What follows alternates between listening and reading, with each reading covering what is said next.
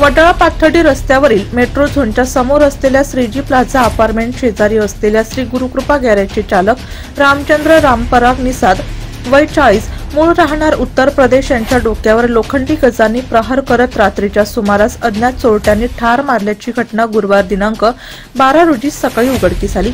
मारेकरांनी गॅरेजमधून एक वर्णा कार सुद्धा पळवून नेली आहे। इंद्रनगर पोलीस ठाणे हद्दीतील मागील 20 दिवसात खुनाची दुसरी घटना घडली। यापूर्वी पाथर्डी फाटा येथे पतीने पत्नीला गळा आवळून ठार मारल्याची घटना उघडकीस आली होती। या गुन्ह्याचा तपास पूर्ण होत नाही तोच पुन्हा खुनाची दुसरी घटना ऐन दीपावलीच्या तोंडावर घडल्याने नागरिकांत भीतीचे वातावरण पसरले आहे। श्री गुरुकृपा गॅरेज असून त्या ठिकाणी चारचाकी वाहने दुरुस्ती व वॉशिंग करण्यात येते।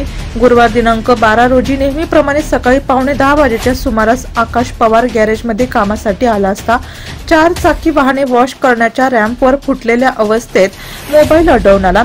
तेथून काही अंतरावर गॅरेज चालक रामचंद्र यांच्या डोक्यावर गंभीर जखमा झालेल्या व मृतावस्थेत पडल्याचे दिसून आले।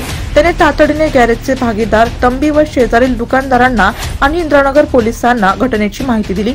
घटनेची माहिती मिळताच वरिष्ठ पोलीस निरीक्षक निलेश मायनकर यांनी घटनास्थळी भेट देत पाहणी करून मृतदेहाचा कर्मचाऱ्यांनी पंचनामा करण्यास सांगून मृतदेह स्वविच्छेदनासाठी हलविला।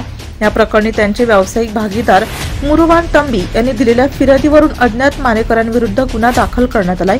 संशयित हल्लेखोरांनी गॅरेजमधील वर्णा कार चोरी करण्याच्या उद्देशाने रामचंद्र यांच्यावर हल्ला केला असावा असा संशय पोलिसांनी प्रथमदर्शनी व्यक्त केला आहे।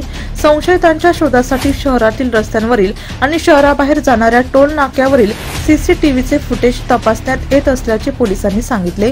नाशिक सिटी न्यूज साठी प्रतिनिधी रोहन दानी, नाशिक।